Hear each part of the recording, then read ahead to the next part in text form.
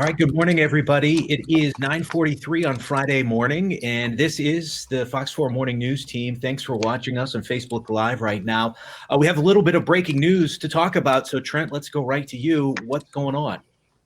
Well, just at 9:05, after we ended our newscast here on Fox 4, the hurricane hunters found that there was strengthening with tropical depression number 13. So therefore, the one that we're watching for interest here in Southwest Florida has now become Tropical Storm Laura.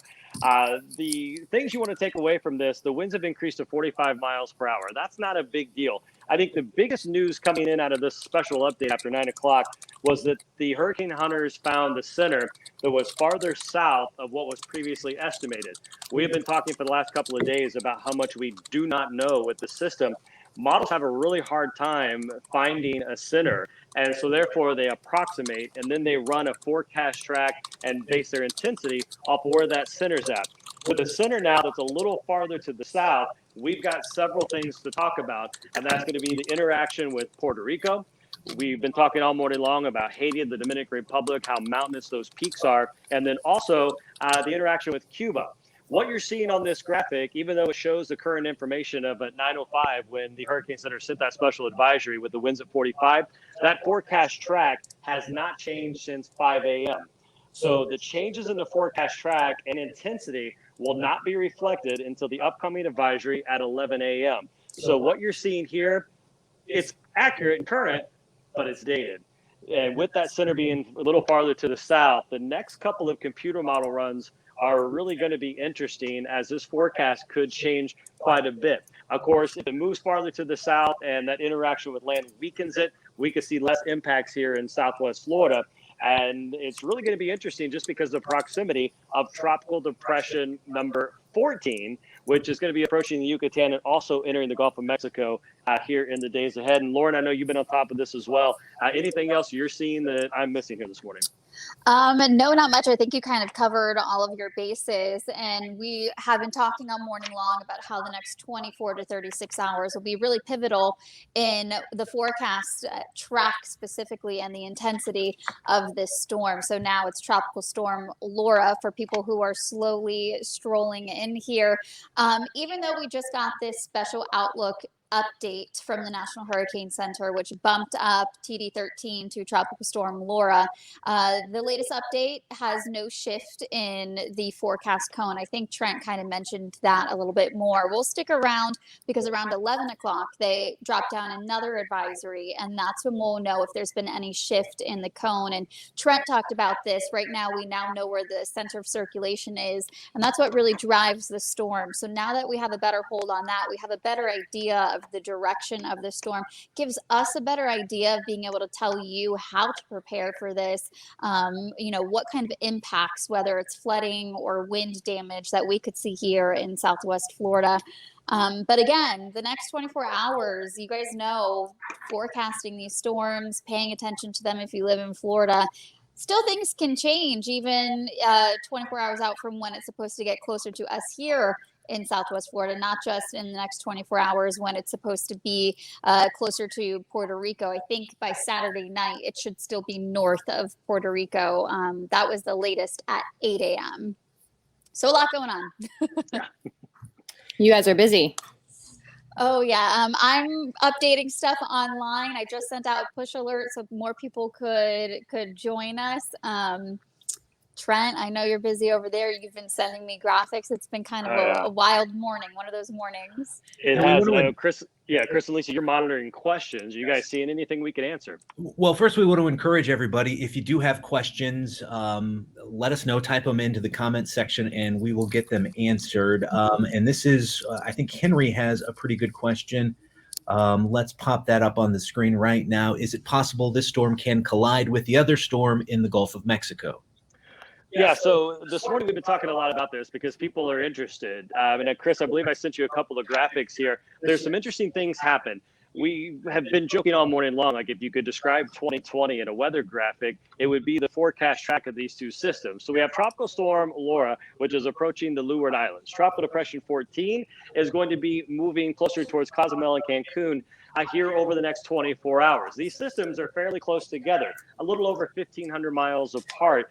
But the forecast track has both of these moving into the Gulf of Mexico. And look at the timing on this. Now, these are based off the 5 a.m. advisory, and the National Hurricane Center at this point was forecasting for 2 hurricanes Wednesday to be making landfall here on the Gulf Coast. So this is a historic event. And what happens here, the storms can't collide because both storms have their own environment.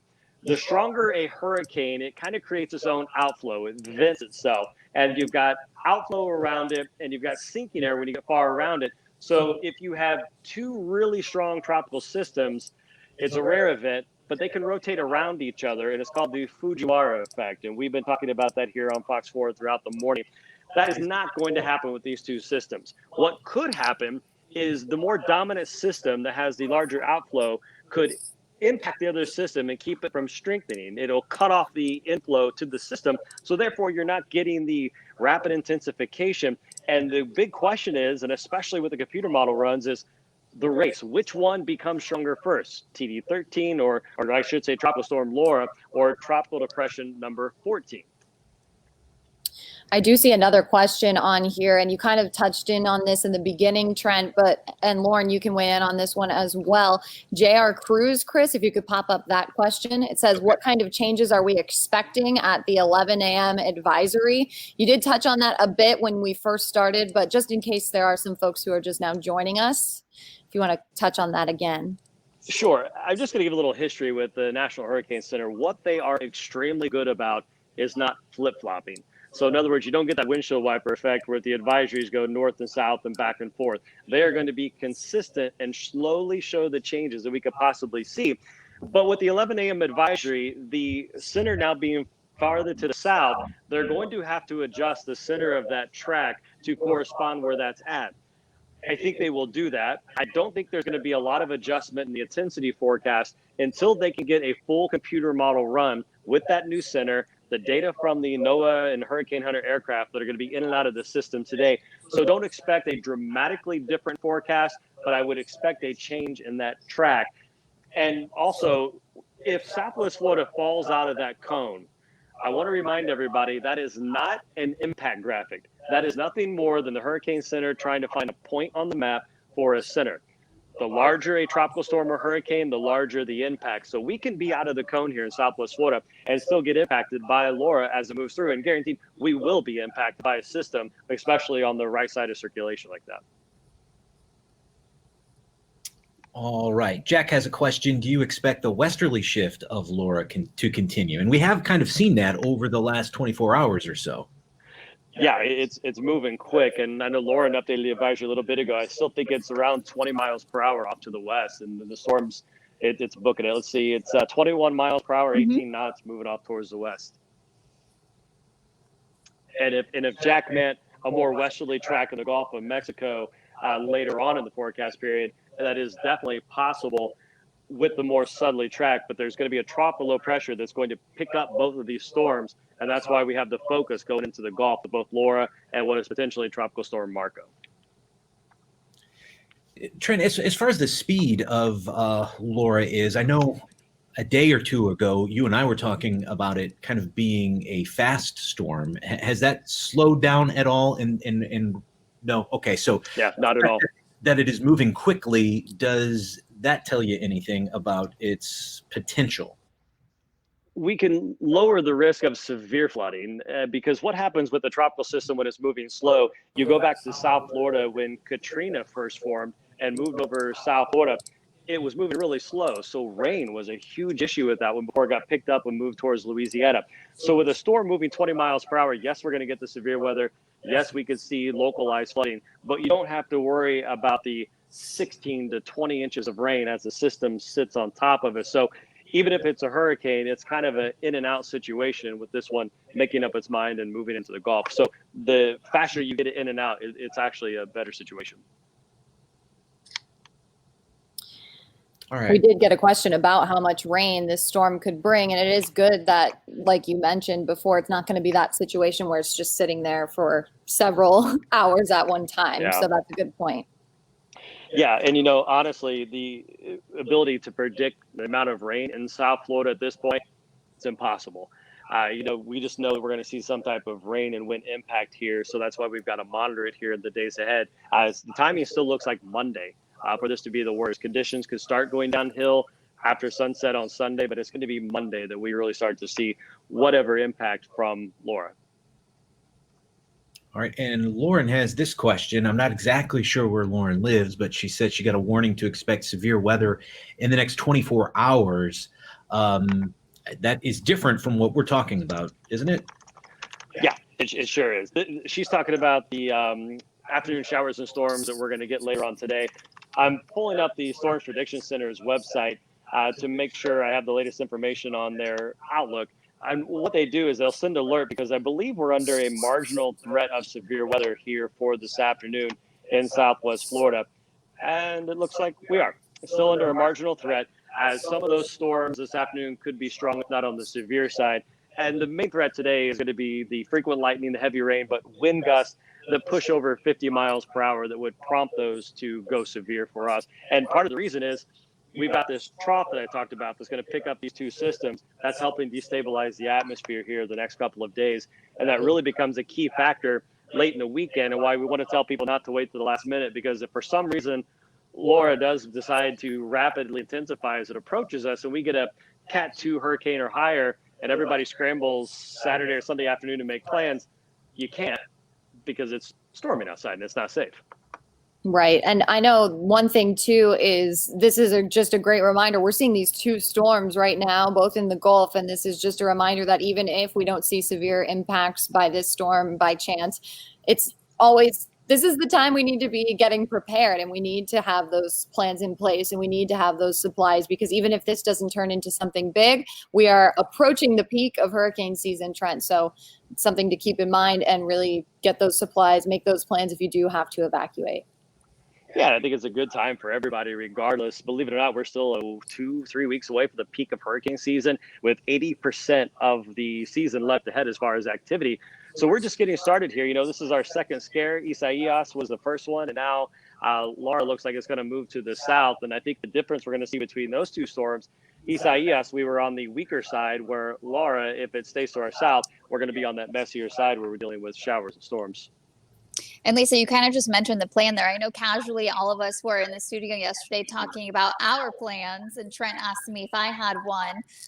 Obviously, I'm working no matter what, but when I went to my fiance, he said, "Oh, I'll get to it." But we've seen what happens when people wait and get to it. And with the models, something else we've all talked about, not just in the morning show, but over in the Weather Center, is how unpredictable the models have really been. A couple days out, all morning long, we talked about the forecast intensity models, and some of them showing this could be a weak tropical storm to a Category 1 hurricane. Several models, though, show it going up to a Category 3 hurricane at one point. So it's so widespread. It's so important for people to realize, yeah, you hear tropical storm, you hear Category 1 hurricane. The true Floridians, they'll tell you, I don't pay attention until it hits this point. But with the difference we've seen this year compared to previous years with the models, you don't want to wait. I think that's when mistakes can happen. And if you want to just fill up the car tank, maybe get some water, what's the harm, right? You're still going to use it. Right. Look at it, Laura, look at the update on those intensity models too. A lot of them keep it Category 1 or lower now. That was a change from when you and I started Newscast this morning. There's still two outliers saying Category 3 or 4. But it's going to be interesting to see how these models handle the shift to the south and the possible interaction there with the land. And Chris, as we approach the 10 o'clock hour, I just got a message on my Facebook account. We've been talking about this morning about, has this ever happened before with two tropical systems in the Gulf? We had to go way back to 1933. Check out that weather map. Isn't that wow. fancy? So these two systems, one was called the Brownsville, Cuba hurricane, excuse me, and the other one was the Treasure Coast hurricane that moved across the state of Florida and eventually emerged back into the Gulf. So at this point, we had two tropical systems, but the forecast from the Hurricane Center right now calls for two hurricanes to be approaching land. So it's going to be interesting to see if we see something for the first time in history, which is a hurricane and a tropical storm at the same time in the Gulf, or two hurricanes at the same time in the Gulf. This could be a kind of a once in a lifetime and first time ever event. as I've been saying all morning long. If you could sum 2020 up in a weather graphic, that's the best I got.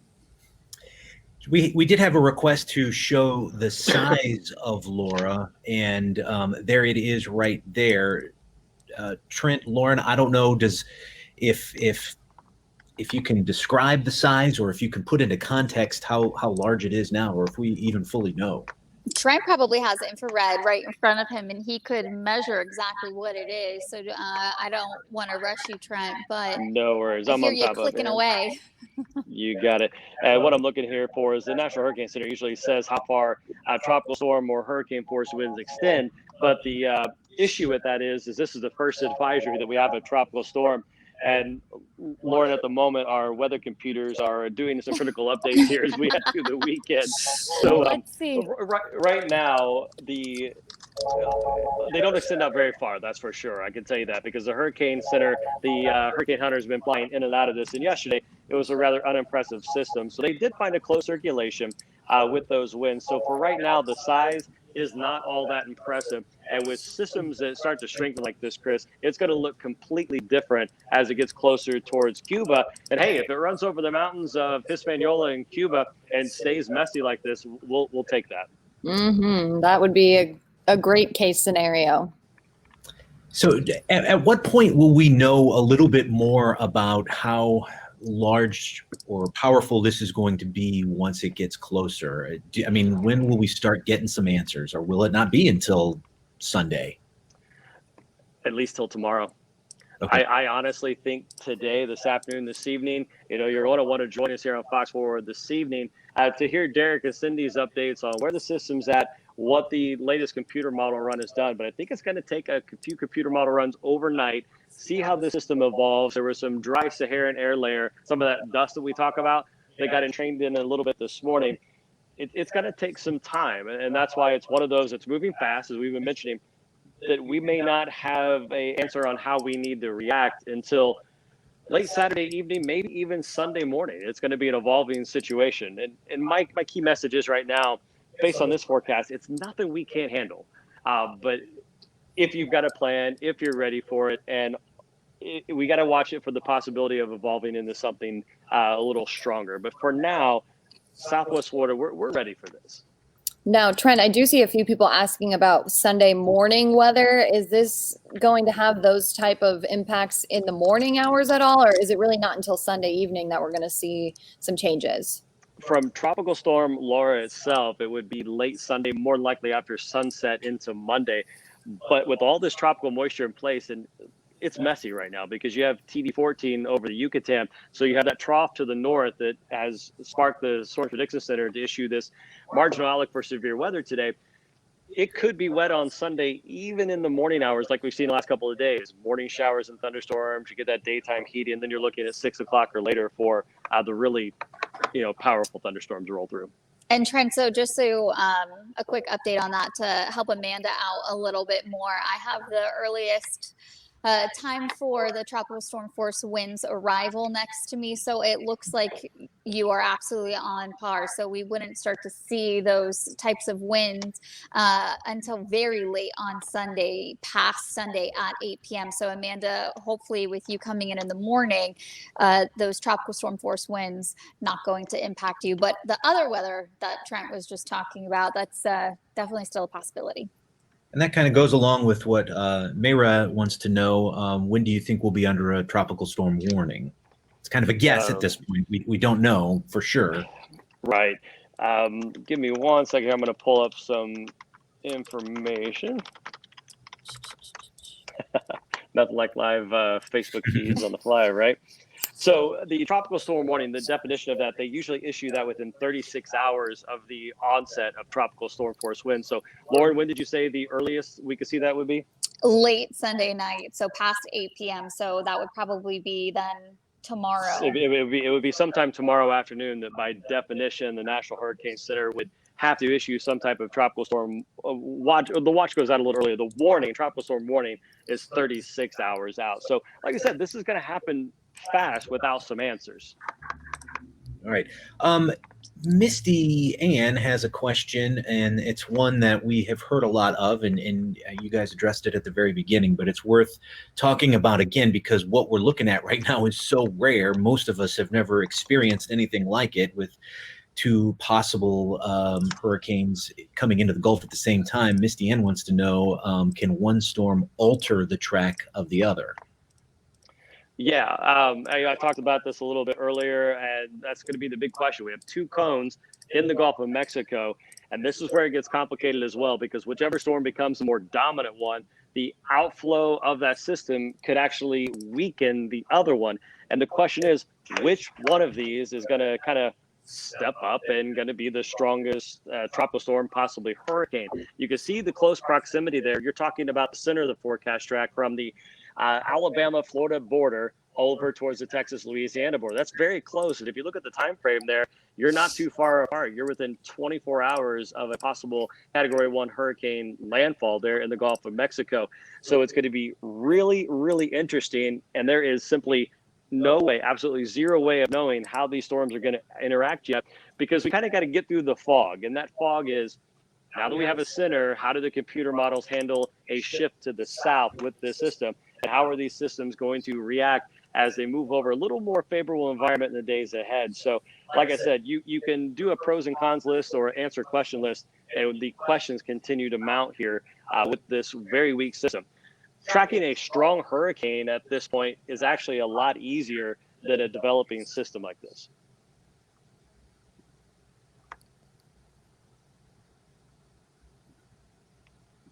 I'm trying to see if we have another question. Yeah. Did you say exactly when landfall is expected from Laura? Amanda White is asking that question. Sure. And Chris, if you can put that track graphic back up that shows Laura's closest approach to Southwest Florida, and the timing based on a perfect forecast, it would be in the Florida Keys, a technical landfall. For a landfall to happen, you have to have the center, or if it's a hurricane, the eye of that move over land. You have to have that go over the Florida Keys. On that track, the center, that would keep the center off the Southwest Florida coastline. So we wouldn't necessarily get a landfall here, but the impacts are going to be on Monday. When you wake up Monday morning, it may not be so bad. Monday afternoon, showers, thunderstorms, it's going to get a little worse. And I think Monday evening, around that afternoon commute home and throughout the sunset and overnight, it could be a little bit rough with those tornado watch boxes likely here in Southwest Florida. Lori Hoffman is asking, and Trent, I know that you're not a hurricane shutter expert, but perhaps you can still answer this question, you or Lauren. If it's a Category 1, do you recommend putting up hurricane shutters? It never hurts. That's what I was going to say. Better safe than sorry, probably. Yeah, listen, 20 years of doing this tropical stuff and being a homeowner, you got to look at this in this situation. You paid the money for them. And if we're going to have a hurricane here, why not? Mm-hmm. I even say if you've got the accordions that you can slide shut, or the ones that roll down with really minimal effort, even when a tropical storm rolls through, shut them, put them down, just in case a tree were to happen to fall, you get a branch move through, because it's a quick process. Now, Chris, I'm going to throw you under the bus here, because you were like me with the house a while back. You have a second level with the big panels. That takes a little more time and effort. So, I'd hold off until we know a little bit more over the weekend. So that decision, it's a very personal one, just because of the amount of effort, and everybody's house is different in their situation. Yeah, you use the word I was going to use. It's personal. Whatever is going to give you comfort, whatever is going to make you feel better, you should do. And the experts, the folks like Trent and Lauren, and the emergency management folks are telling us that we need to have our kits ready just in case. And even if this is nothing, even if it's just a lot of rain on Monday, we are getting into the peak of hurricane season. We'll be there shortly, and it is just wise to have those kits ready to go just in case. And before we wrap this up, guys, I got to ask you, what's your number one go-to in your kit for something that you all recommend for somebody to have that maybe we've forgotten in years past? Like, help some folks out here. Don't giggle, Lauren. Should I put you on the spot first? I went out and I already stocked up, preparing that we are going to be doing wall-to-wall coverage within the next several days, and I bought certain types of food, and I caught David in the pantry last night trying to eat my food. And I said those are my hurricane snacks. So it's just funny you bring that up. But non-perishables, certain snacks that can't go bad. He was going after the microwavable mac and cheese. Food was the first thing on my list. Oh, same here. I immediately thought like, oh gosh, which food is like which food? I'm going to the grocery store right after the CI supplies. I immediately thought like, what food am I most excited to buy? And it's definitely the mac and cheese or the SpaghettiOs. But Trent, you did mention the can opener, and that's something a lot of people should keep in mind, because you're going to be buying some canned goods or some, non-perishables, and you might not have a can opener. So, but the important part about that, Lisa, is a manual can opener, not one of those fancy ones that you plug into a wall, because as soon as the power goes out, what are you going to do? So yeah, a manual can opener. That's one of the things I learned early on forecasting and living in the tropics here. Yeah, got to be able to eat those SpaghettiOs. Chris, what you got? Well, my go-to is just a peanut butter. That's you can use that for a lot of different things, and it's, you don't really, or at least I don't get too sick of it. But also, one of the things that I did buy just yesterday, because we're going to be, a lot of people at least, we will be working, and others may be in this situation as well, we'll be around people again for the first time in a long time. So I got some extra masks as well. Yep. Yeah. That's a good one. Especially if you're planning to head to a shelter. If it comes to that point, at any point during this hurricane season, you're going to want to have a few masks on hand. And speaking of, go ahead, Trent. Nope, absolutely.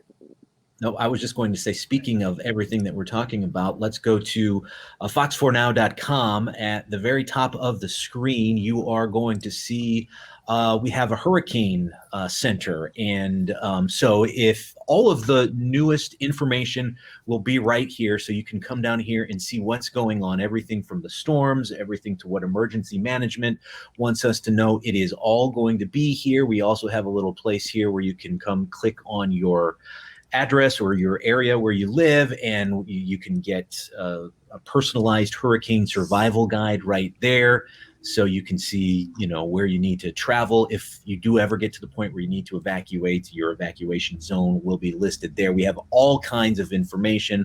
There's checklists, there are maps, a radar, all kinds of information there. So whenever you need that information, you can go to fox4now.com and find it. You read my mind, Chris. That's what I was going to ask you to pull up.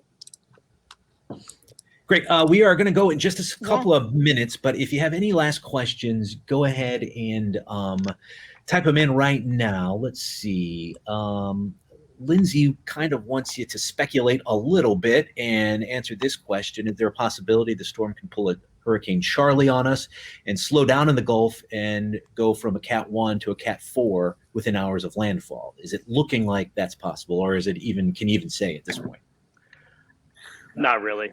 As far as it slowing down, I don't think that's going to happen. I think there's too many steering currents at play. I think the models have a pretty good handle on it moving into the Gulf with Tropical Depression 14, because both of those systems are being pulled by the same feature. And they're being pushed right now by the Bermuda High, which sits out in the Atlantic every year. And unfortunately, we watch the position of that Bermuda High as it's moved towards the U.S. The weakness of that ridge is just off our coastline. So it rides around that high and they shoot up the state of Florida. The stronger that ridge is, the farther into the Gulf of Mexico they go. And it looks like with the position a little farther to the south, that's maybe what we're seeing here with Laura, but we're going to have to wait here for a couple of advisories to be sure of that. And, it's funny because I was just thinking about Hurricane Charlie too, and something to keep in mind, like what Hurricane Charlie perfectly demonstrated was that last minute turn. It was expected to go towards Tampa, then all of a sudden it turned and went right for Charlotte County. I have many fond memories of that time, but that's what the whole point of us doing this is because there are those last minute changes and there are those times that it can take a turn, and we just want you to be prepared for whatever situation comes your way. We're not trying to hype anything up at any point. We're also not trying to downplay anything. We just want to lay out all the possibilities so that you're prepared for whatever ends up happening. And we don't have another Charlie situation where so many people were expecting it to go towards Tampa and maybe weren't as prepared as they would have wanted to be, and therefore maybe saw more damage or didn't get a chance to evacuate or get the supplies they needed when they ended up having to go through that. Yeah, absolutely. Friday, August the 13th, 2004. I'll never forget that one. I will never forget that one. All right, Trent, let's pop up this graphic again. And this is what we're looking at right now, at least. So as we move forward throughout the day, what should people be looking for? Obviously, they need to keep it on with Fox 4. We will have updates on air at 5 and 6 this evening, and then on our social media updates as soon as they happen. But as someone who tracks this kind of stuff, what are you looking for over the next 24 hours or so? Exactly what you mentioned. Stay updated, stay tuned. You don't have to consume yourself with this all day, but you'll want to get an update. We have an 11 a.m. advisory coming up in an hour. We'll push that to fox4now.com. We'll update you with a push alert to let you know it's available for you to look at. And then, of course, tonight at 5 o'clock, we get a main advisory, and tune in at Fox 4 News at 11. And Lauren Petrelli, shameless plug, you have a Saturday morning newscast. I love the plug. Yes, so we are starting tomorrow morning at 6 a.m.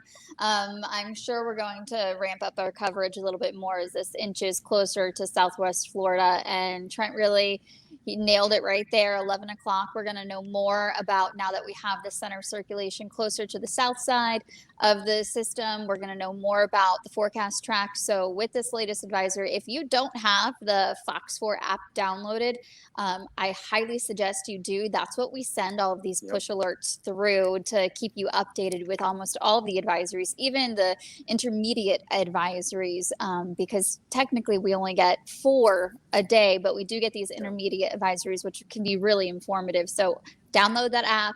It's super helpful. And I promise whatever we send you, it's going to be useful information, especially as we head into the weekend with this storm. All right. And one other thing I want to mention, guys, we heard this new term this year, OTT, over the top, with all these streaming devices, Amazon, Alexa, WFTX. Search that in the App Store. And this is important for those of you who may live out of town and want to stream us, or if any of you decide that you need to evacuate, that's personal decision. You can watch us anytime on the fly and get those updates as we push those through. So got to remember that. I'm kind of stuck in my old ways with online and social media.